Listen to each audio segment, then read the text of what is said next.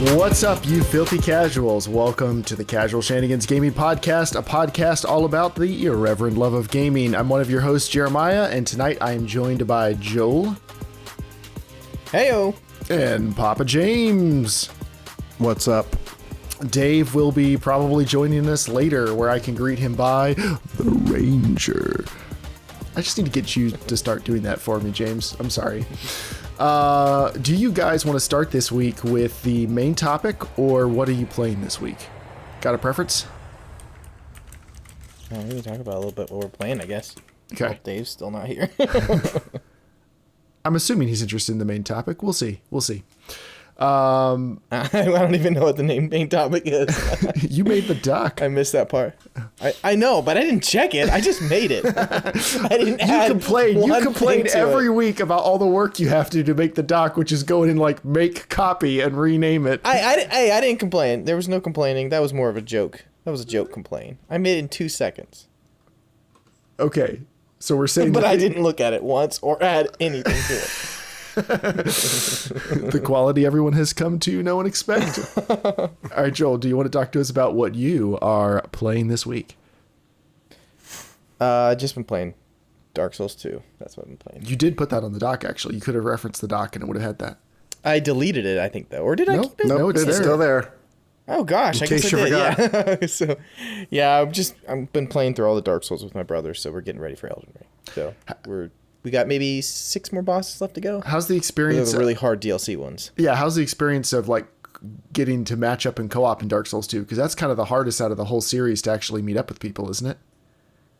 Yeah, well, so initially my older brother played with me from the start, and the thing they did in that one, where like the Dark Souls 1 remastered, thank God, they added the passcode and no soul level memory, all that crap. But I forgot that Dark Souls 2 had that. So you have that little like ring that kind of is a passcode, but if you get like 150,000 souls and the other person just started, like you can't, you have to get into a summon range. You have to stay within a range, yeah. So what I had to do is my brother, we were playing for a while and we got through maybe, I don't know, like 20 bosses or something. And then Jonah really wanted to play. And I was like, well, I can't help you with that character. So I created a new one and oh, no. Sorry, and better. I just connected screen share on his PS5 and he was doing stuff. And I literally was just running through the levels, just running through everything. Cause he had no idea to go. It would take him ages. So I literally ran him through, got him caught up in, I think, 2 hours. Like, I just sped, all I'm doing is eating every soul I could in the game to get him close, and we finally got him. So now we're all pretty close now, but yeah, that was annoying. I remember I remember you trying to get me into Dark Souls back in the day, and spending like an hour trying to get the co-op to work. Yeah, Microsoft you put it down over here, then run over and put it down over here. Oh, so bad. Stupid. Yep. And I'm sure it won't be a whole lot better for Elden Ring. It sounds like they're doing something similar. No. Back from what they did in Demon's Souls, similar to Dark Souls 3. And Dark Souls 3 is just all password. What they're not doing, so you don't have to worry about it. Yeah, what they're not doing is join multiplayer lobby with friend. No. And join the game. That's all I want. I'm actually glad they don't have any of that. I'm actually really glad. After playing so many of them, there is such...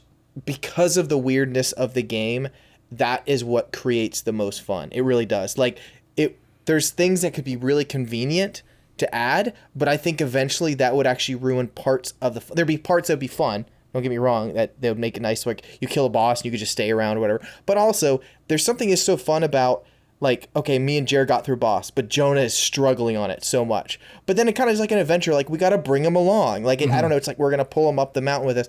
So there's some of it that's annoying and frustrating, but kind of part of that is kind of what makes it fun, that it's unlike any other game. So, I like the passcode, just it works. Like, let me play with whoever I want. I don't care what soul level or anything because I can just play with them.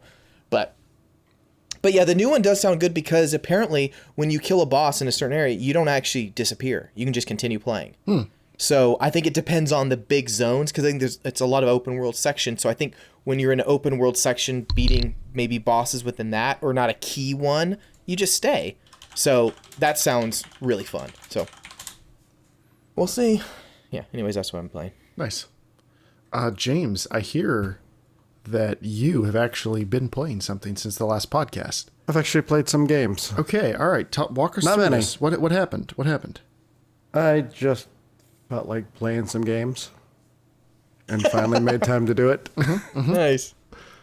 Let's see. I played Metroid Dread, which is pretty cool. Joel, did you get that? No, I played the demo though. Okay. I started playing Arkham Knight again. Let's see. The game I've been playing mostly is Far Cry 6. Oh, nice. I think you're the only one of us to play that, aren't you? Yeah, I like the Far Cry games. It has enough exploring and looting to where I enjoy it. This one I don't like as much just because the whole island thing feels a lot more generic than, Hope County did. Yeah, I've played all of them up until this one. This is the first one that I skipped so far. And I think it's just because it kind of feels like been there, done that, at least by the trailers. I would have been out, I think, on 5 if it wasn't for the unique setting that seemed pretty fun. So how does this compare to, like, it seems like stylistically it's maybe closer to 3 and 4? Is that it's mostly it's correct? a lot more tropical. Okay. Story-wise, it's been decent. There's some things I didn't like about it. Like I don't like games that like looting by just running over top of something to pick it up. Mm-hmm. Except maybe like Borderlands where like loot explodes and you don't have time to pick up everything. Right. I like to hit a button. I like to feel the satisfaction of collecting something. Now, do you like the collecting. animation where you put it in, or does that take too much time? You want to just press the button and then shoop? I just want... Okay. I don't need the animation. Okay. I don't need the... So you don't like the like Daisy style, like, oh, you can't just drag this bandage over here and split them. We have to see the character do this for 30 seconds and then the bandages are done. I could do. I don't need that much immersion. Gotcha. Okay. That's fair. Nice, but I mean, you're enjoying it? Yeah. I went back. I haven't finished New Dawn. Mm-hmm. I went back and started playing that again. Also. Mm-hmm. Nice. I actually enjoyed that one. It's post-apocalyptic enough to at least keep my attention. It's not as good as I think 5 was probably my favorite Far Cry game. Like it was just such a unique setting. I mean, not unique. It's literally copying itself after real American life. But that was kind of the fun part of it. It felt like a place that I could actually go and explore. Yeah. I mean, Like hopefully one day I'll find a good cult that I can go be part of and be part of. and infiltrate. Yeah, you want to start one, James. Why are you limiting yourself? Well, Joel's already got the cult thing down. That's true. He's the one that had the followers. Yeah, if you start a cult, then like you and Joel have to have like the awkward conversation of like which friends are you trying to recruit into which one. I don't think I want to go to Joel's cult because I'm on the list. If you, James, you remember Our the cult list. will find you. The list came up again today, and apparently I'm still at number 1 after so many years, and Joel will still not tell me why I'm on the list. Like, what is this list? The list of people. I'm on the death by hanging category. At the very top. Wait, get ready. Just don't go as guttural. Try to get like more like rasp. Okay. You don't have to do like the screamo. The legends might be true. I see a very small hat and a pale creamy background. And upon that background was a pale horse. Dave couldn't find any chicken. He's actually starving right now. The horse had a small hat. He doesn't want to show his face on screen. The horse's camera was not on. Could it be the Ranger? That was so much better. Thank you. Thank you. That's a sweet spot. We don't actually know if it is the Ranger because he won't turn his camera on. Micah. Why'd you be Dave's mom? Hey, I thought I'd join the podcast. Let's see how the webcam holds up. Oh, wait for it. Wow, there he is. Focus. Welcome back from the grocery store, Ranger. I've seen things. It's Home Depot and the grocery store and then picking out dinner all in one night. Dave, what are you drinking right now? Okay, don't move your hand. Don't move your hand from the can. Put your hand back right where it was. And then, okay, I thought that was a Heinz ketchup drink for a second. Look at his hand. It's actually Tabasco. It's Tabasco. Tabasco LaCroix. Oh, man. Anyway, Dave, we were in the middle of what are you playing this week, and Joel and James had just gone. I need to talk about Star Citizen for a fair amount of time, so Dave, if you wanted to go first, I figure I should at least give you the opportunity. If not, I can jump in. Is this where we do like the exclamation point shill? No, this is where you and Joel start texting each other and laughing at your own little private jokes. Dude, you can't. I literally was just copying something to send to James. I was already preparing, like, oh, okay. Wait, okay, so I'll go ahead and talk, Dave, if that's okay. Yeah, with go you. ahead. I don't have the dock open or anything yet. Give me a minute. Joel, so you saw those screenshots, though, in the Discord, and you actually seem genuinely impressed by, like, how pretty Star Citizen is. Can you talk to me about that? Oh, yeah. Yeah, I mean, well, it looked freaking awesome. Like, it's like one of those games where I'm like reaching out going, in another life I could play it, you know, like I would really enjoy it. So I'm Like me and Mass trying Effect. yeah, I guess that's Dave any game outside of Battlefield though. But like just it looked good. Yeah, I was trying to find the game that I played back on. It was like a Windows 3.1 game. And it was just like a little starship, and I loved it. It was just it looked like top down like Fallout original game, you know? Was it Descent, like the original Descent? No, it wasn't 3D. It was top down 2D game. But basically, yeah, you do these little quests, but it was all in like real time. Like to get to a planet, if you didn't have whatever, like we left the computer on for like 2 days, and I mean that was like a big deal back in the day, like because you're like no one shut off the computer, you know. And then you'd get there, and then you talk with someone, and then or you'd let it go, and then you'd find in the morning your ship blew up because something happened during warp speed or something like that. So just seeing the graphics, like man, that's pretty cool. I mean, it's to still have a big game like genuinely that. at least once every couple play sessions, I see something where I just have to stop and just take it in for a minute. Like this game does stuff to me. Oh. But I've got an interesting story to tell. So Chris and I have been grinding for a bit. He's been grinding bounties. That sentence needs some help. We've been grinding money.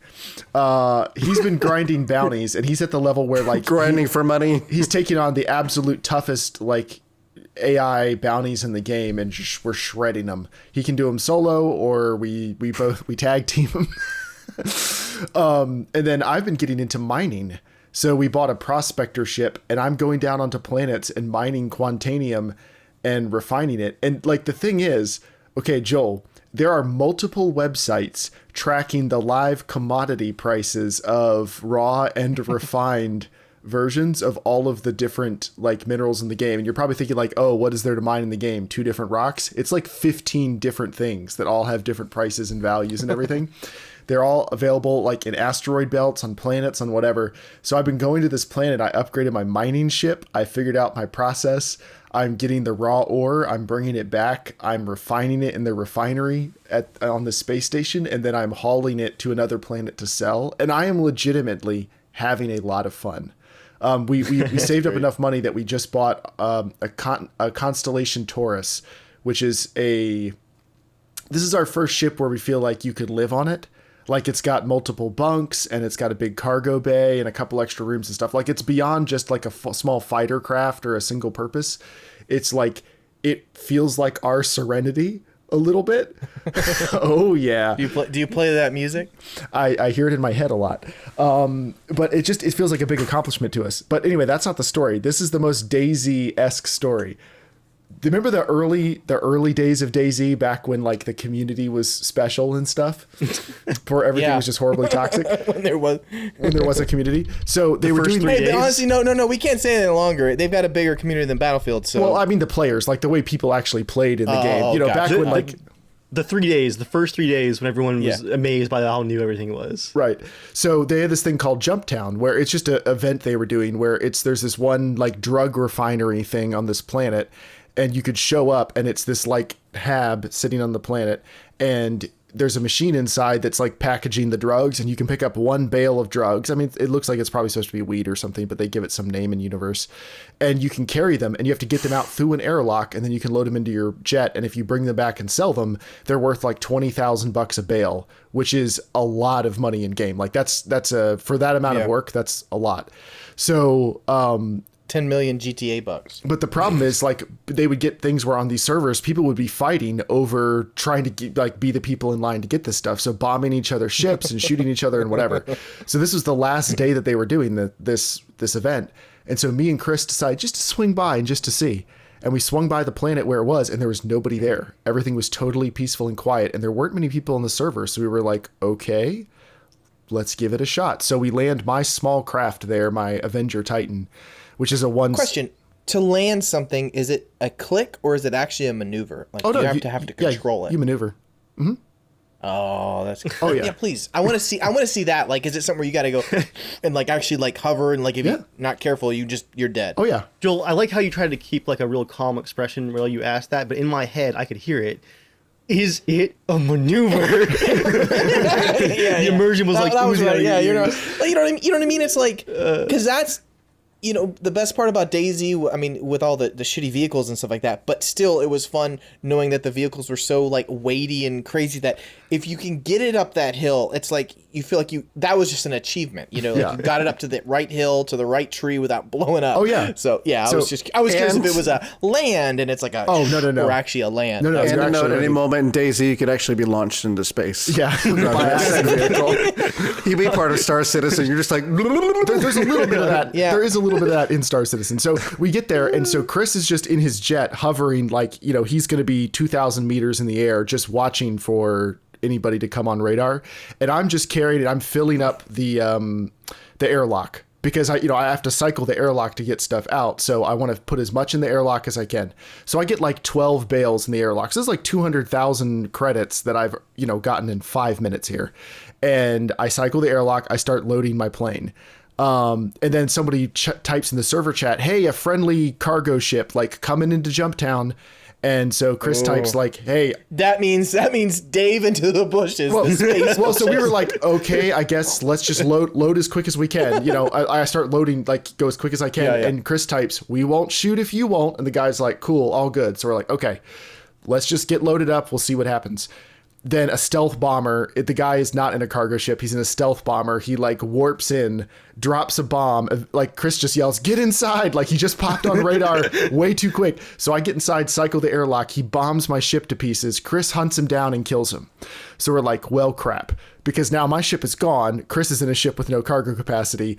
No one else is here, and we have all these drugs that we need to load. Yeah. So Chris calls his dad, who's just been getting into Star Citizen, which, this is important for the story, is a real pilot. He doesn't fly anymore, but like he is an actual pilot and used to fly planes. That's cool. Space has been a hard adjustment for him. Flying in space for a real pilot apparently has been a little bit confusing. But he gets his ship and he flies and he sets his ship down. And so he and I are loading his ship up. And then a freelancer, which is like a cargo ship, warps in. And he seemed like the freelancer doesn't warp in yet. But we were hearing like something on the radar. So Chris's dad, like, we're like, all right, we only have like maybe 300,000 worth of stuff in here. Just hop in your ship, go ahead and take off, get it out of here. So he hops in, takes it off. In his excitement, he ends up crashing about 30 seconds later, and we lose that ship too. So he's like, all right, well, I'll claim my ship, because he gets warped back to where he is. So then Chris is like, yeah, somebody else is coming in. Like, I just got a blip on the radar. So I shut the airlock. I take all the drugs that I keep piling up in the stupid airlock. I make a wall in front of the door, and I get my gun out, and I'm hiding behind the wall of drugs. And as soon as the guy opens the door, I've got him dead to rights. And so I just hold the gun on him. I don't want to get a crime rating. So I hold the gun on him, and I'm like, do the bob the gun up and down, and he bobs his head. And I stand to the side, and he just walks past me. He leaves my drugs alone. He gets his own bale of drugs, and he goes out and puts it in his ship. And I watch him for a couple rounds. I'm like, he seems like he's being cool. And Chris has got guns on his ship. And we tell him, like, there are guns on your ship. Everyone be cool. Everyone's being cool. So while I'm waiting for us to get another ship back, for Chris's dad to come back, I'm like, hey, I will help you load your ship if you want, if you'll be cool and help us load our ship. And he's like, yeah, that sounds great. And he's like, hey, do you want to party up so we can have our own chat and, not have to be typing in global? So we party up and he's like, hey, do you want to just split everything, 3 ways? We're like, yeah, that sounds great. So he's being totally cool. We're loading drugs into his plane. We're keeping an eye out on stuff. And Chris's dad's on the way back. And this guy's like, okay, we've got a pretty good amount, I'll go sell this while you stack more up. I'm like, okay, cool. As soon as he leaves Atmo, he leaves the party. And we never hear from him again. Betrayal. So the next dude that shows up, I'm hiding behind a wall of new drugs that I've dragged into the airlock, one at a time. You gotta type. And as soon as he... Jeremiah, you needed me. You needed me. Joel, I would have been the one to say, you blast that bitch into space right now. Joel, as soon as the door opens for the next guy, dead. I just shoot him right in the face. Yeah. I get a crime rating, which is now... Never trust. So I get a crime rating, and the guy starts whining in global chat, which is fair. Like, he's like, what? I wasn't doing anything. And I'm like, sorry. So, but the thing that was for the last guy. he flew in like a pretty decent gunship. So now he's got a gunship parked there, so people leave us alone. So Chris's dad flies back in and sets down, and we load up more, and we're actually able to take it to sell. The only problem is I can't take it to a regular port to sell it now because now I'm a criminal. So we have to take it to Grim Hex, which is the like pirate cove asteroid in the game, and we sell all the drugs for, I don't know if it's less money or more money, but we ended up making like maybe 500,000 total between us. We could have made like $1 million, but it was a ton of fun. I like your issue there of, oh no, I can't bring my giant bales of drugs to the usual commercial hub. I have to go to the Pirate Bay. And then there was one more thing I did. Dave, did you watch the video I put in the Discord? No, is it in the Star Citizen Discord? Is there a summary video? Not of that. I took some videos, but Joel, there is a video you'll want to see because you're talking about maneuvers. I was doing a maneuver the other day. I had the Constellation. I had actually rented one before we bought it. And there was this mission. I had done all my deliveries of my ore, and I had like 30 minutes left on the rental. So I'm like, well, let me go find a bounty or something to do because this is a ship with big guns. It'll be fun. And there's this certain mission in the game where an 890 Jump, which is like a giant yacht, like a rich person yacht ship, has been boarded by pirates, and you have to go board it in space and kill everybody, like kill all the pirates.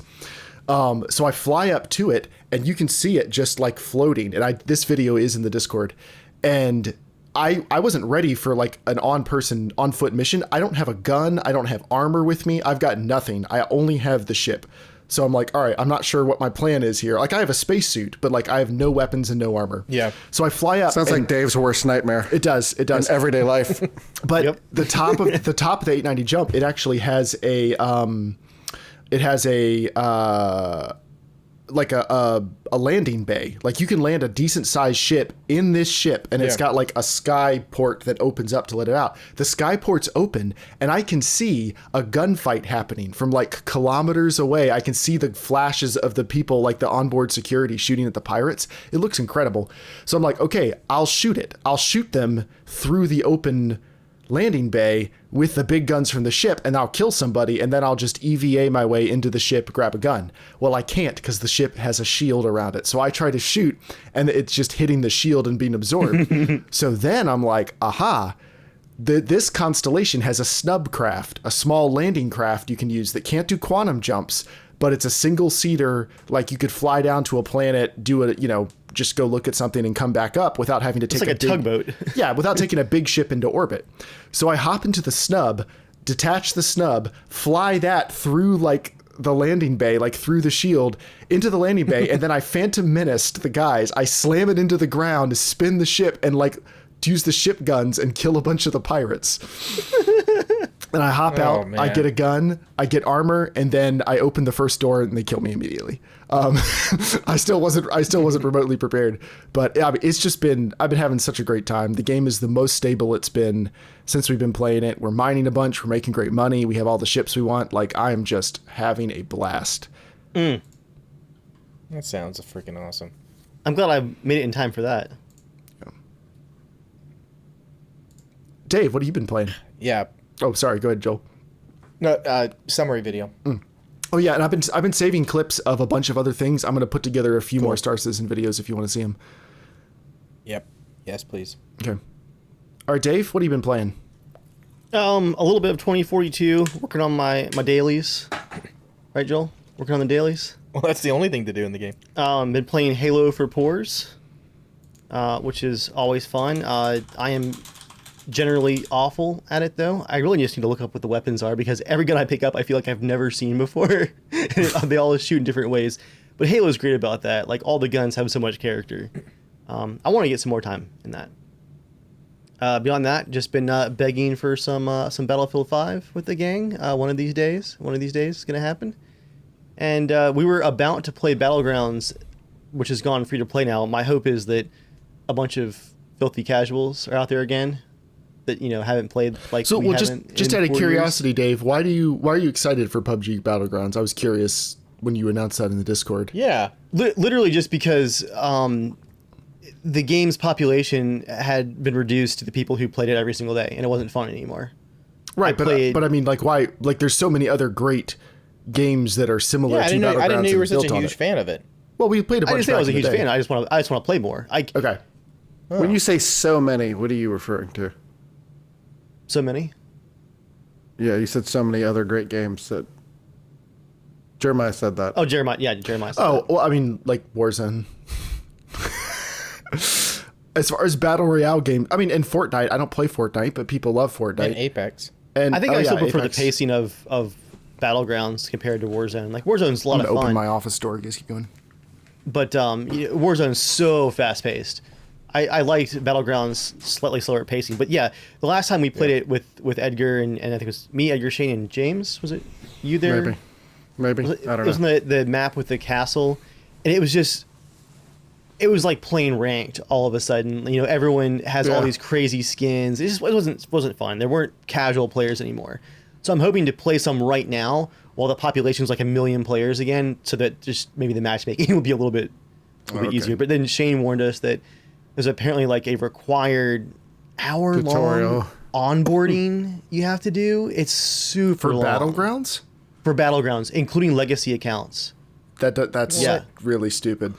Shane actually started it. I think he did like 20 minutes and then just closed the game. He's like, this is not worth the grind to get into an actual match. Because you have to like complete certain objectives to prove you know how to play the game or something.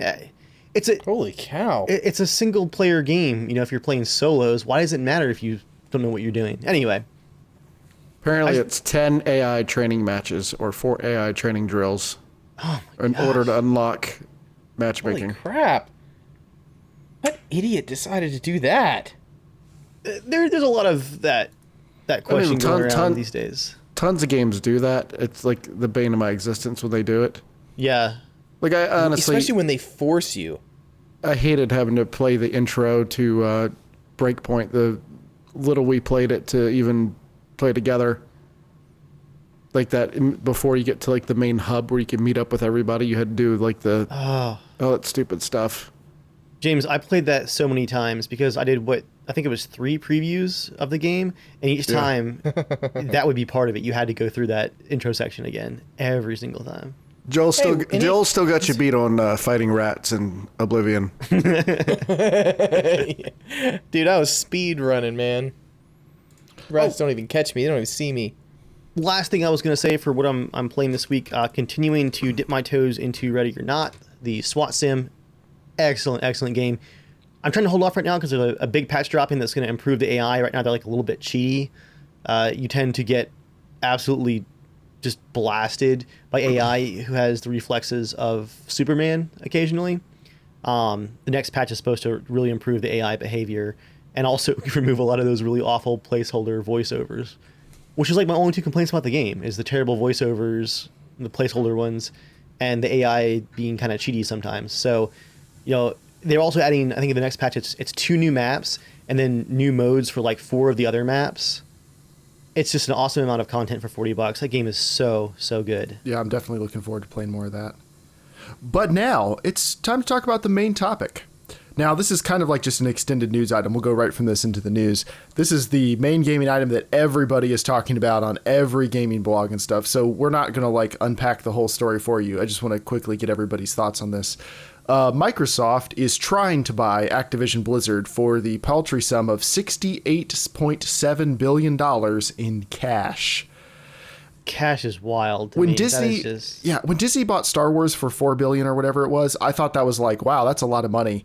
By comparison, every time one of these deals gets made, I think like, man, Disney kind of got a bargain. Like, Yeah, I know. Seriously. like ZeniMax was what, 7 or 8 billion. I was looking. Dell bought storage company EMC in 2016 for 60 billion. So if this gets approved, which to be clear, like a deal this size, you can't just decide you want to pay this much money and acquire a company. There's antitrust regulations and anti-monopoly things. This has to be actually approved because of the amount of money that would be changing hands and the size of stuff. But if this is approved, this would be like, I think, one of the biggest tech acquisitions in history. Because I'm assuming most of that value has got to be a lot of Activision Blizzard's big IP, like Call of Duty, World of Warcraft, Overwatch. Like, I don't know how much of that value is tied up in just a couple giant franchises, but they are some of the biggest franchises in gaming history. So I can't imagine that they're not worth insane amounts of money. But yeah, by comparison, I think everyone was like flipping out when Microsoft bought Mojang for $2.5 billion or ZeniMax for $7.5 billion, and that was like insane amounts of money. Mojang feels like nothing 7. now. It feels like peanuts. Like if you don't have $2.5 billion, like don't even come play. That's what you spend on like the hotel when you're meeting up for talk about the merger. Yeah, so let's say this does go So through. let me say Disney buying 21st Century Fox was $71 billion. So it's like kind of in that ballpark. Okay, I didn't realize that was that much. I thought that was less. Dang. But I mean, that shows you the scale that it's on. But as far as tech acquisitions, it's nowhere close to any of the other ones. Yeah. Like I'm looking at a list of like Google buying Fitbit for $2 billion, Walmart buying Jets.com for $3 billion. Like these are just like feel like small potatoes. Paltry sums. Well, maybe more closer to the 60 for poultry. Ooh. I think this comes at an interesting time with Activision and Blizzard under all the scrutiny that they're under for apparently dozens of horribly abusive workplaces, dozens of sexual harassment suits. Like it looks like the cultures, and you can say it's at this company. When you're talking about something this big, it's like an empire. It's not really fair to call it a company. Right. But it seems like a lot of their culture and workplace practices have been trashed for a while. Do you think this is really Microsoft jumping on them while they're down? And it, not because Microsoft cares about cleaning up their image, but it can push the price down and be like, hey, we'll make you part of the Microsoft family while we don't have tolerance for this sort of thing, I assume, I hope. And we're going to rehab your image? Or do you think it's just money? They probably were in talks longer than that, my guess. Yeah. Good timing there, right? The Star Wars talks were in it for years. Years. So I'm sure, I agree with James. It's probably been happening for on and off for years. It's just wild. How do you guys feel about this? Honestly, I don't even like really understand too much of it. I'm like, I don't know. I don't really care, I guess. I mean, like, only because I don't know how finance works. I don't know. I mean, like, I guess there's no Ubisoft games or stuff in the near future that I'm like stoked about that that it's connecting. Like, oh, I guess it's gonna be on. I mean, I guess I have an Xbox One. Who do you think they're buying? What? Who do you think they're buying? I thought they were buying Ubisoft, right? Activision. Activision. My bad. Well, Shit. it's a podcast, everybody. This is why they come to us for their gaming news. Activision. Damn it. What is even Yeah. Activision. Call of Duty, World of Warcraft. I love how the Associated Press started their article. They said the enormous sum of $70 billion for Activision Blizzard, the maker of Candy Crush and Call of Duty. And you'd laugh, but like Candy Crush probably is raking in the money. Like, is that really still popular? Yeah. Though, Candy Crush? Yeah. Really? Yep. Okay. Yeah. I've learned about a couple of you mobile say that games. what are that you, Dave? How many things have you sold your soul to for Candy Crush commercials that we haven't heard Apparently, King, the company that owns Candy Crush, in Q3 in 2021, they made $652 million in 3 months. It's still doing okay. That's a whole lot of people stuck at home during the pandemic, just tapping away on that phone. But so Joel, as far as the things they have, like Blizzard is obviously they're the like StarCraft, Overwatch. Yeah, I know. Oh, okay. Well, just a minute ago, it seemed like you did not. Of course. As he writes it all down frantically. I know some, but I kind of don't want to know the rest. Like, I trust you guys on that. It's Okay, fine. it's fine. It's fine. Yeah, Diablo or whatever. How do you feel about the potential future of some of those not being multi-platform? Like, we've already seen that with Elder Scrolls announcements and stuff, right? Like, where Microsoft is being a little coy, but they're like, they bought these to make them money, not to make Sony money. Yeah. No, I mean, part of it makes sense. I mean, I get it. I mean, again, it's happening all over with TV shows, which I think is actually going to come to a crushing realization in the next couple of years, honestly, because I think there's so many. There's way too many. And I don't think it's going to be sustainable to a degree because so many companies are pumping out just jillions of dollars making these shows, and so many fail, and there's just a lot of money and a lot of waste money too on a lot of stuff. They just want to get content, any content. But when you have like 50 different channels, like, yeah, I think it's gonna be interesting. But I think right now with Sony and Xbox, I was talking to my brothers last night when we were playing Dark Souls. Jonah had mentioned saying, you know, again, Sony kind of owns it when it comes to single player games. Like, Xbox just right now cannot compete. So I think with some of the, you know, some of their games, I think they're gonna step up their game, at least, especially getting Bethesda with, you know, if another Elder Scrolls come out, I mean, that's just going to be a huge deal. Mm-hmm. And so, yeah, again, with Activision, whatever other kind of games and stuff like that, but that might step up Sony's game for some other stuff. So you might see some cool benefits from that. Like, okay, now there's competing in, because again, Sony's been kind of ruling for a little while now, ever since the PS4. They've just been in the lead. So I don't know. We'll see what happens. I just think, yeah, no, I was just gonna say, I just think the idea of like every single company having their own little thing, especially even like at Ubisoft, you know, it's like an Ubisoft original. It's like, it's just an interesting thing. I don't think that part's gonna necessarily an Ubisoft microwave leftover, just like most of their games. It's just because it's funny because you can buy now packages to get, like, now you get Hulu, Netflix, this, blah blah blah, and Peacock and something else. I'm like, I got cable again.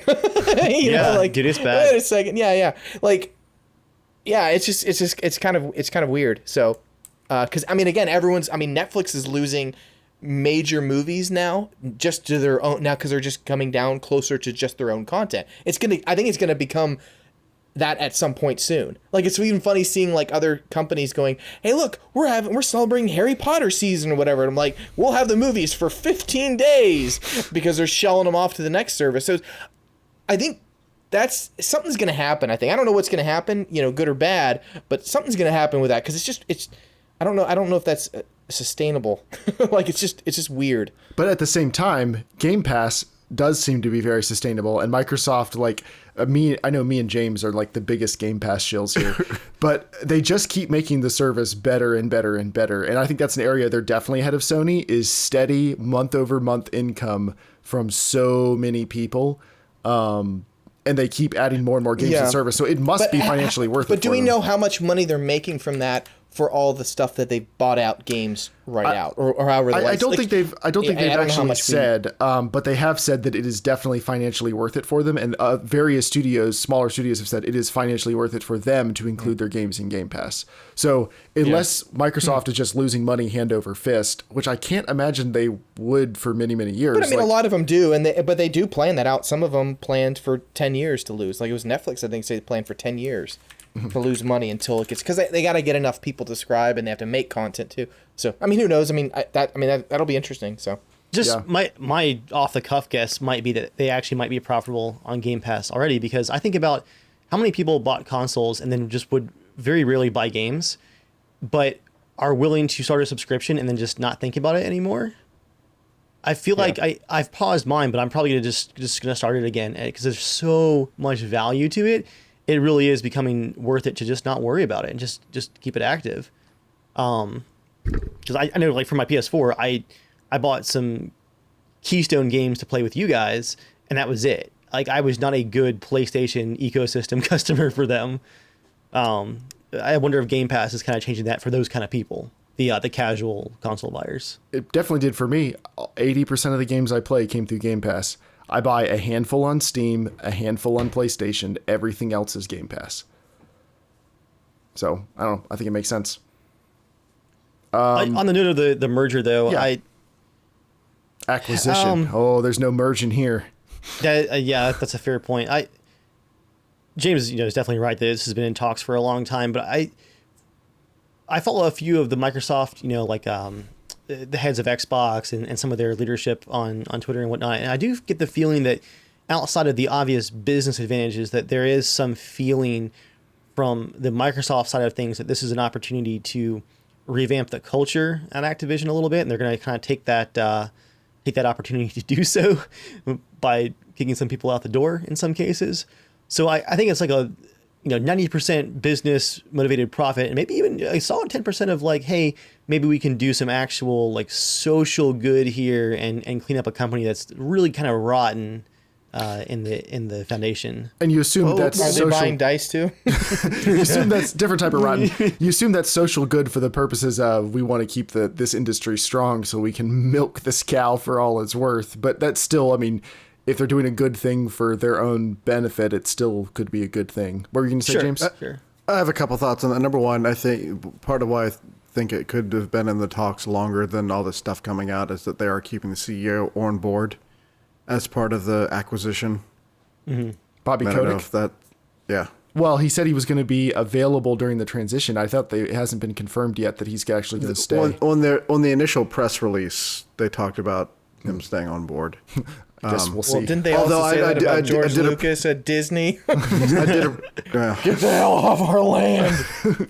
I did appreciate that they mentioned that the CEO of the company would be reporting directly to. Phil Spencer? Yeah, that was cold. So I can appreciate that. Yeah. I actually like Phil Spencer a lot. I feel like of any I mean, we've had some cool CEOs for game companies, unlike other random tech companies. Right. I feel like he's probably one of the most inclusive as far as, right, Nintendo's making this, good for them. We're really happy for you. Congratulations, guys. Right. I mean, this is the man that had the Nintendo Switch sitting on a shelf in the middle of a, some video. I forget what it was. Yeah. But I think he understands that, like, when they all win, it's good for the industry. Like, this isn't a zero-sum game. There is competition, but, like, I don't think Microsoft sees themselves as competing with Nintendo. And I think they know that Sony needs to be needs to be strong to prevent there being a monopoly and whatever. I don't know. Yeah, I agree with you. He does seem like he actually doesn't mind, or he's good enough at pretending like it for the purposes of being in charge. yeah, I mean, it is good for them, for the industry to be strong. And yeah, they need to make money, and they hired him to make money. They hired their entire leadership team to make money. So Yeah. milking that cow is what they're there for. But there are ways you can milk a cow that is pleasant or, offensive. You're not wrong. Dave is going to tell you all about that right now.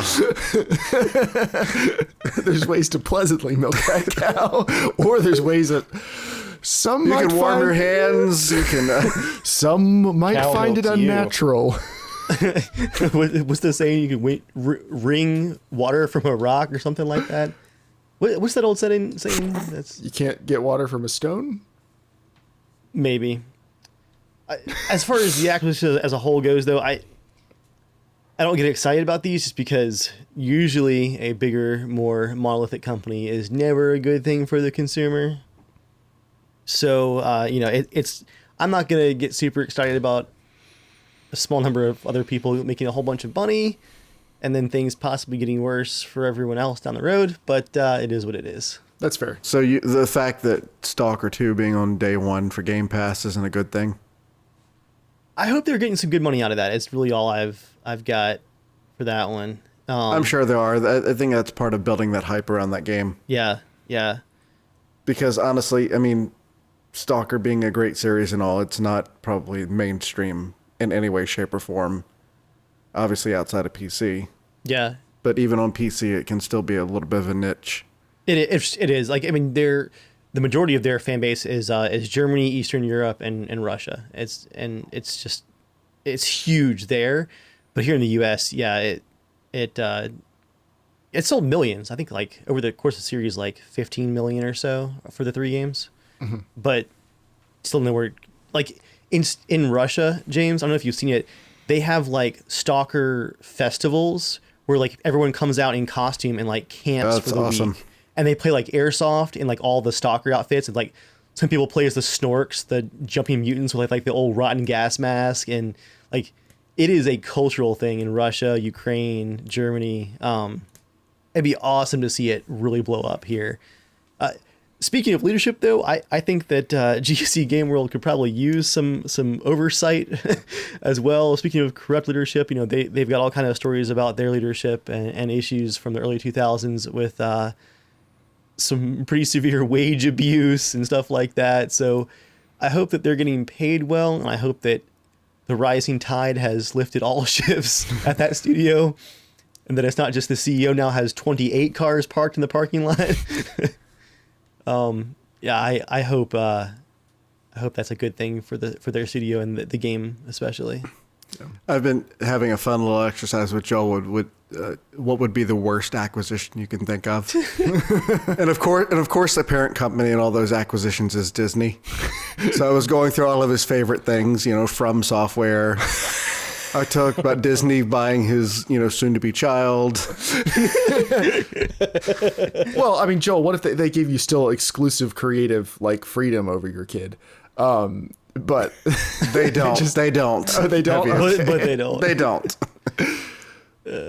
But Joel, what would they have to promise you, and for how much money to license your kid?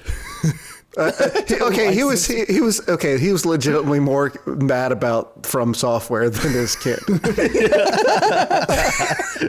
It's basically a child for him, so that makes sense.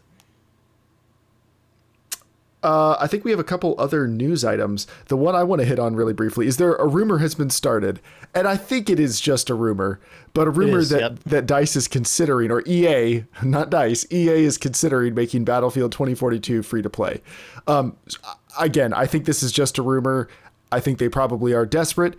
The question I have for y'all, and this is not something I want to dwell on for a long period of time, this is a quick answer thing.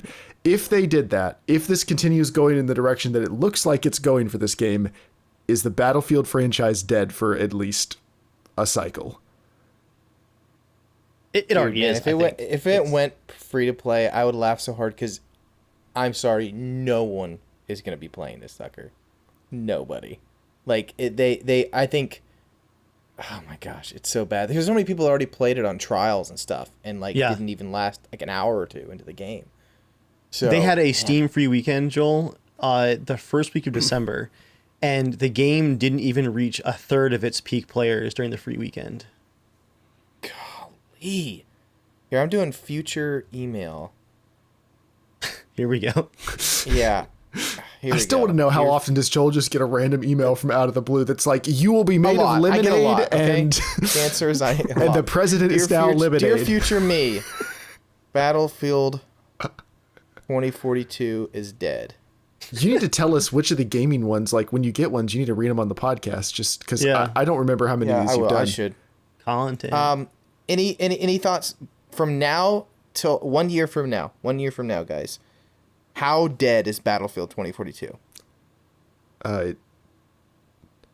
Joel, prediction. I would say I think 1 year from now, I would say it's officially abandoned. Like their servers are still on, but it's gone. They've abandoned it. That was Hardline. It was dead in a year. Hardline was rough to watch because some of the later expansion packs had some really cool new modes and all, but there literally wasn't enough player base who had bought the premium pass to play them. So when an expansion pack for Hardline would launch, there would be an active server for about a week, like one server on PC you could play. And I don't know if you remember us talking about it back then, but I was just trying to imagine being like the level artist, right? You're working on like these 4 maps for each expansion pack, knowing you're doing this for like a few hundred players. Like it must be like working on a portfolio piece, right? You're like, I'm just working on some art for my portfolio. That's all this really is. Is there to look up a player count right now for Steam? Let's see.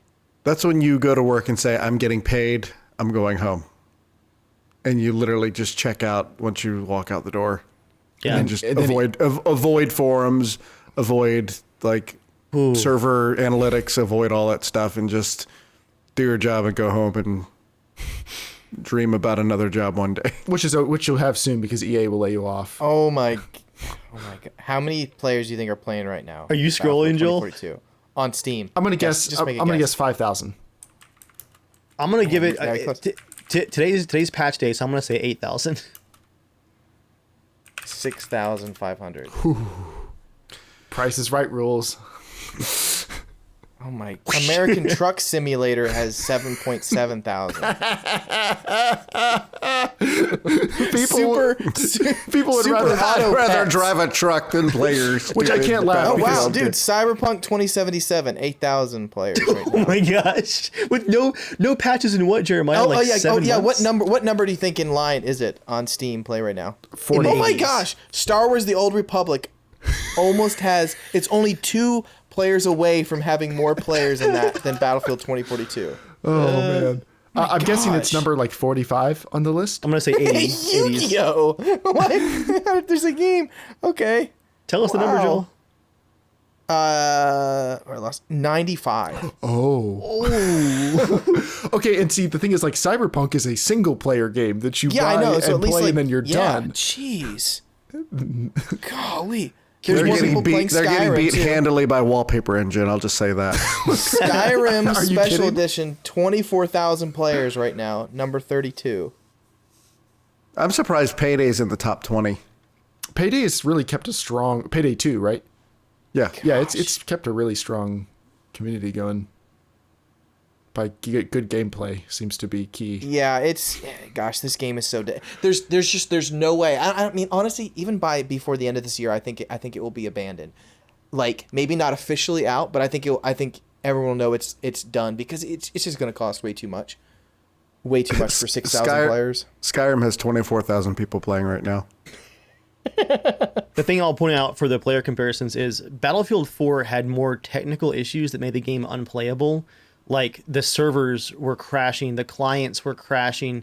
On consoles, it was hard crashing, and it still had a more active player base because the core gameplay was still Battlefield. Exactly. I mean, honestly, we're just talking about DayZ. You know what I mean? Like, you can have glitches galore, but when there is a fun game inside it, it's like, just let me in the door. I want to play. Like, I can deal with the broken legs when you're having fun. And Battlefield, the core, it's not that fun. Like, especially if you've never, especially if you've played a lot of the others too. If this might be your first one and you're just, whatever, you're sure, right, maybe you're enjoying part of it. This is a hot take. I don't think Battlefield is getting a lot of new players these days. I think Battlefield is continuously bleeding off old players as the people who are old school fans of Battlefield, I'm getting on this soapbox again. The old school fans of Battlefield get older and more kids and more busy and stuff and just have less tolerance for the general slide of the franchise. I think they're just no young people are super pumped to play the new Battlefield beyond like if their favorite Twitch streamer's playing it for a week or something. But Unfortunately, Jeremiah, I don't think that's true. I wish it were Really? actually, because I think that would bring them back to reality a little bit. This was the second best selling title in the last 10 years. a Battlefield title? Battlefield title. Wow. I think it's just because the gaming community has grown so much in the last 10 years. Like their pool to pull players from is just so much bigger now. What was the best selling? Was it 3? I think it was 3. Yeah. Okay. Yeah, that is impressive. Gosh, why couldn't we have gotten a Battlefield 3? Why did they have to include that shitty portal mode? Gosh. There are currently like- 7,800 playing Battlefield 5 on Democracy. Battlefield Agency. I'm going to check Firestorm on the weekend, James, on like a weekend evening. Dude, just let the dream die. No, I will not. We have to go back, James. We have to go back. Are we up for some happy news now? Sure. No, first Dave, you need a prediction for next 1 year from now. What's your prediction? 1 year from now? 2042. Yeah. I think the game's going to get a half-hearted relaunch in a year. I think they're going to double down on some decisions like no all chat, hiding deaths, and the player retention garbage, all that. They're going to double down on that. I think they're going to do a half-hearted attempt to normalize specialists by putting them into classes. So like, Mackie will be an assault class always. And they're going to give them maybe some more consistent uniforms. Like maybe they'll be like parts of the uniform, or like the vest is always the faction camo or something like that. but they're too far into it to remake it from the studs up. That's just not going to happen. They're gonna tear out some sheetrock and they're gonna throw some paint around, and they're gonna launch a version 2.0. But I don't think it's gonna be super successful ever. Do you think they're going to keep all the quips in the game? So I talked about this in a video today, actually. When they released the patch news today, I was really expecting them to just be like, hey guys, we understand that no one really likes those quips. We're just going to go ahead and just remove them from the game while we rethink the tone. But they haven't even said a word about it. This game is getting memed on so hard. No discussion about it is complete without people dropping 10,000 of these ridiculous specialist quotes in the comments. And the devs seem oblivious to that. And if they're pretending not to see that, then I don't know what to say to them. One of the reasons why I think it truly is going to die before the end of the year, honestly, or at least within a year, is because of that portal mode. It is so ridiculous in scope to think that you can have a team that big to make new old maps for people that you might have a very small population playing, very small, even already in the small game that's playing right anyways, right? And then for people to hate the main game content so much and the maps are so poor, so you have time spending fixing the main maps, time spending making new maps, Yep. remaking old maps and modes that are just all over the place. It's too big. Like I think I would have more hope if it was just the main game, just 2042 stuff, right? That's it. And them to go, you know what, we're just focusing on awesome maps, and they just churn those suckers out. But the fact that it's like they're doing everything at once. They're juggling too many balls, and I don't think they can do it. I don't think any company really could do that, like without putting crazy amounts of money on a huge gamble. I think it's cheaper to just go, we have another game already coming out. We know, like now we see that everyone wants, like, we just want a remaster of this, or we want this kind of game. Let's just do that, guys. We got to make money. Like we got to earn our street cred back, or the franchise could be done. As a reminder, Joel, there are now 7 studios working on this game. Jeez. 7 studios. They added a 7th after launch. How are they affording to do all this? How is it like legitimately making money? Because they released another FIFA this year.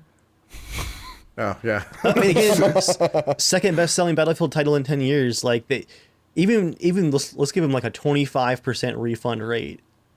That's still a lot of money. Yeah.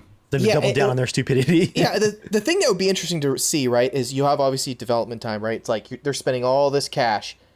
Bam, they make a ton. They make a lot of it back, but they're also expecting that to last for a very long time. And they're going to have to spend so much to get it back to, so I wonder how much that evens out for, we were expecting this to be our cash cow for 2 years, right? As we work on the next one, and it's not going to be a cash cow for 3-4 months.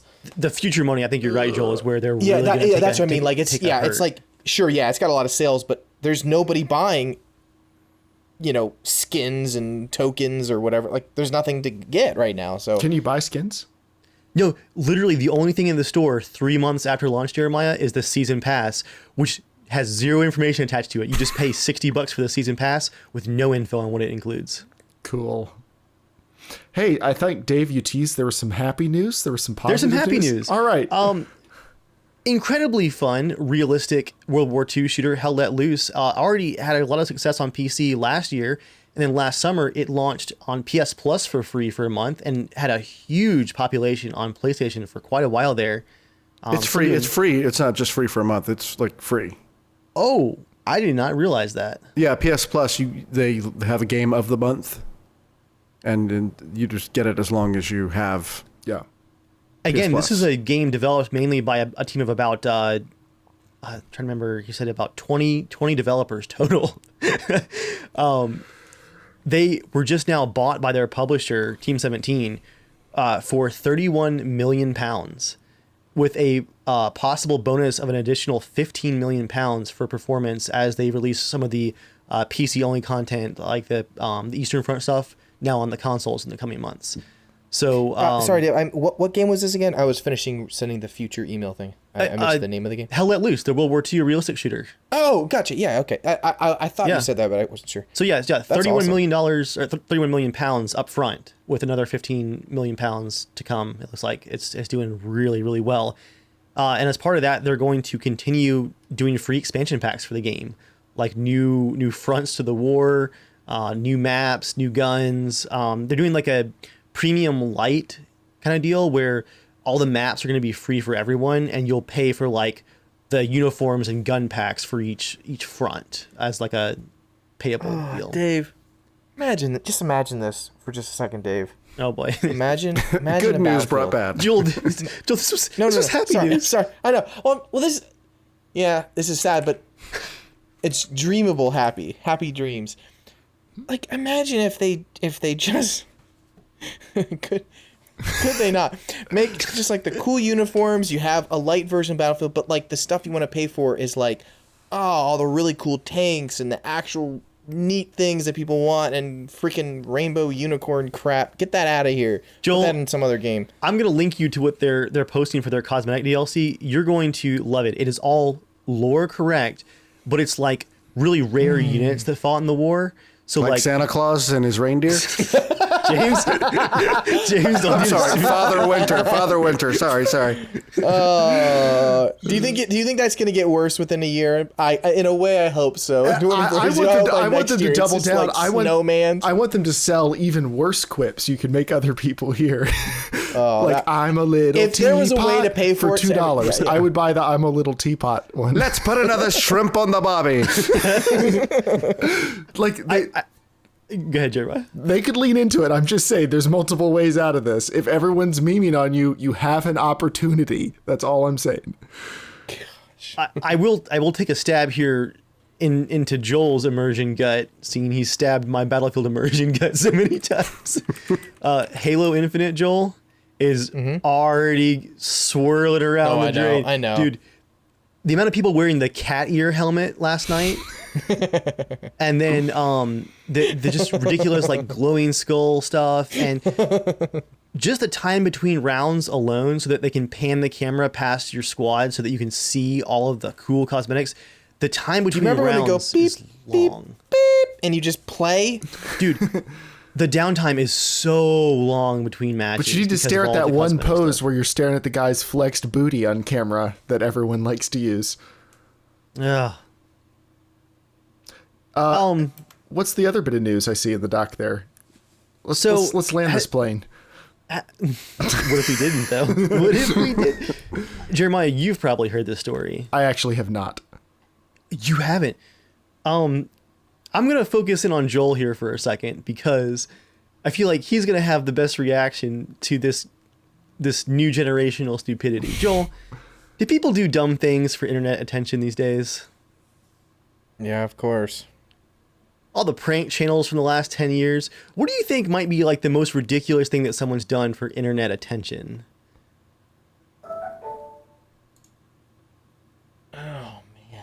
Like, I mean, like, I've how seen the bad one could where it they get? like they try to like, what was it, like made like a body shield and they like shoot me and then like they just died. That has happened. That has wasn't that- actually Yeah. happened. Like, There was I put a book in front of me and they shot themselves like an idiot. that one was a bad one. You have people who were doing like the But, lick the, that's lower. That's high tier. but that's like What's the someone. latest tier? This is almost as bad in a different kind of way. Yeah. I mean, well, okay, the Tide Pods, whatever, people were gobbling that shit up. Yeah. What if, Joel, you had the idea that you had like a small little like outdoorsy channel, right? You kind of do like hiking Yeah. and like waveboarding and skydiving and stuff like that. You get a few thousand views per video, right? Pretty good. But you have a sponsor who's like, hey, we're going to pay you, $1,000 to do a sponsorship. And you're like, man, I really want this video to do well, right? So you start thinking like outdoorsy, what can we do? Ooh, Here's $1,000 to get eaten by a shark. yeah, I mean, you do a lot for $1,000, right? I mean, you would. Like, what if Joel, to make sure that video got really popular, right? What if you decided that you could just crash a plane? What? Like yeah, like what if you Is just this like a personal like Cessna, like a yeah, like what if you actually were flying a plane and purposefully crashed it for views. What's up, YouTubers? Drop a bomb, blow it up. What's up, YouTube army? It's so this guy, Joel. I'm just focusing on Joel here because, as expected, he had the most horrified reaction I think out of all of us. Okay, yeah. Just what happened? So, he claims that there was an engine issue, right? But he's done skydiving videos before, and he's done a few flying videos before. In his usual flying videos, he was never wearing a parachute because you're just flying, right? When he's wearing a parachute, he's doing his skydiving videos. However, for the first time ever, he's doing a flying video, talking. He has all these different cameras set up on the plane, but he's wearing his skydiving parachute the whole time. Additionally, when he has the engine failure, he claims he went ahead and posted the video so that others can learn from his experience about what to do in an emergency. Yet there's zero video footage from inside of the cockpit when the engine dies. It's only the cameras on the outside of the wings. And again, he has like 4 times the amount of cameras he's ever used on one of these flying videos before. I mean, like, how would you plan to even have a plane that happen anyways? He chokes the engine on purpose is the current theory. Yeah. And that's why he didn't show any of the view of the cockpit. So that you couldn't tell that he was purposefully not recovering from the stall.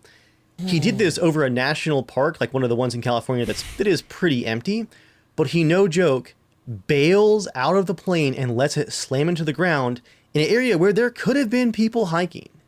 He could have killed somebody.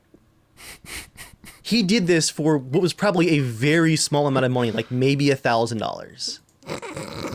And the FAA is now investigating the crash because it's an actual plane crash. This was a registered aircraft with a flight plan that he crashed into the ground. That is always funny when idiots on the internet encounter like the real world laws where it's like, no, you crashed a flight. Some things are crimes. Like, that used to be terrorism. Oh, yeah, man. That's the summary. There is still, of course, no confirmation, no official word from the investigation yet. This just happened a few weeks ago. But a bunch of aviation channels have basically ripped this guy's video apart, saying that nothing he did was correct for the failure that he claimed to have had. He purposefully showed none of the camera angles that could have shown what was happening to the plane itself, and that it very much looked like he was prepared for this eventuality for this particular video. How did he get the footage out? He went back to the crash site and recovered the cameras. And people were laughing, like, when he parachutes down, he books it to the crash site. He's not like, let me try and find a cell phone signal. Let me try and make sure I have water and supplies because I am pretty far out in this park. He runs basically to the crash site to grab all the cameras. Yeah. And also people pointed out that he had to run in the wrong direction for where he would eventually go towards civilization. He ran the wrong direction to reach the plane crash first, recover all the cameras, get all his different shots of the crash, of course, for the video, and then he booked it the opposite way again to get back to civilization. And in the final video cut, he showed basically nothing of the plane that could be used to try to figure out what went wrong for the engine stall, right? He never shows the engine. He never shows the inside of the cockpit. It's basically like a lot of footage of, oh, look at this crumpled wreck I made. Man. So I guess that's probably, I'd say, tied with Mr. I'm going to hold a phone book while you shoot me with a deagle for overall internet clout stupidity. That one really blew my mind. Like, you have possibly committed some federal crimes where you could go to prison. Dave, is this how... Dave, movie idea here. Ready for it? Ranger Dave pitch movie. That's the introduction scene to Ranger Dave the movie. It says, I'm going down, you do whatever, and it crashes on Ranger Dave's national park, like within your sight in the binoculars. It like hits like an old dead tree that's like hit by lightning, but it destroys the dead tree, and that shall not stand. No trace. See, I would like to have Dave at the bottom of this plane crash, like pull out his gun and just shoot all the cameras and then walk away. You'll get no content, sir. The gloves go on. What's he about to Honestly, do to this guy? Extract the camera footage, apparently. Yeah. I think, again, not to pick on the guy's channel too much, but just what really blew my mind was how likely small the payout was for this. Like, this is one of those things, if some company was like, hey, you know what, $50,000, do something crazy, that might be worth it. But like, is he even going to make money back on the cost of this old 1950s plane that he wrecked? Like, It's not. It apparently like wasn't his. It seems like something you'd see on like Red Bull or something like that, out in the middle of the desert. You know what I mean? Like like something like jump from one plane to another kind of thing. But this is like, to just make it look like that. If that ends up being what it really is, my goodness. I almost forgot the icing on the cake for this story is people also pointed out that this was a sponsored video, right? That's why he wanted to get all the views. But it's quite likely that the sponsor had to approve the video, which means that he probably lied to them, convinced them that this was an actual accident that happened, and that this is going to be a good thing to share with the flying community. It'll be a learning experience. It'll do really well. It'll be a great promo. And the promo was for like a watch or something like that, like a survival watch. Can you imagine? What if he didn't get paid because the sponsor found out that he staged the whole thing? So he did all this, is going to go to prison, and also didn't get paid. That would be amazing. That's what it would be. That's all I got. That's our. Sup, YouTubers? I'm now homeless, living in the forest under my wreckage. I'm currently hiding from the U.S. Marshals Service in the middle of Arizona. That could be a very exciting channel. I mean, if you know you're going to prison, Honestly, why not lean into it? I mean, that would actually get my attention. Yeah, exactly. I might actually watch. Sup, guys? I'm on the run from Johnny Law. You see him like recording in a dumpster with like one of those O-ring lights, like having a whisper like, "What's up, YouTubers? It's your boy hiding out from the law." It's your boy, prison inmate 4263733. It's your boy, alleged fraudster. Oh man, what timeline are we in? What on earth? The timeline we're in is plane tubers. we're a bunch of middle-aged men, and boys, I think it's close to bedtime. I'm tired. I had to go to the store tonight. I think I'm gonna get a piece of apple pie though. I got an apple pie today. I'm gonna go eat some fresh chicken. Me too, for the last time. I've got to keep a food journal right now for the doctor's office. I hate it because it's just staring at you like with guilt. Like I'm physically writing this crap down. So What was the last thing you ate? Vegan butter. I mean, there was some vegan butter on the toast I had with dinner tonight, but I had a small filet mignon and a thing that I cannot pronounce. That's like chickpeas and some fancy sauce, tikka masala. Boy, guess who's not worried about the grocery budget? and a piece of sourdough toast. Sourdough. Yeah, but I'm keeping my stupid food journal. All right. You can write into casualshenanigans@gmail.com to be a part of the show like so many scammers do every single week. You can tweet at casualshenaniga. You can find us everywhere podcasts are found. Supposedly, if you rate us, that helps us out. We're just happy that you guys are still listening. Joel wants our numbers to be a little higher. He's always complaining about the numbers. So if you guys think of a friend where you're like, would you like a very lazy, poorly produced, behind the times gaming podcast where a bunch of middle-aged men complain about Battlefield every week? If so, Casual Shenanigans Gaming. It's going to be real fun when it's I think it's time to bring back the accents. That'll get the numbers up. Oh, man, I forgot about that. Wait, which accents? When I would like have to come up with an accent for Joel every week when you would read the news. Yeah. Every time. Read the email. To the Italian That's how we get canceled. Joel doing accents. But anyway, thank you everybody for coming out and being the part of the show. We'll see you in 2 to 6 weeks' time. And until then, stay casual.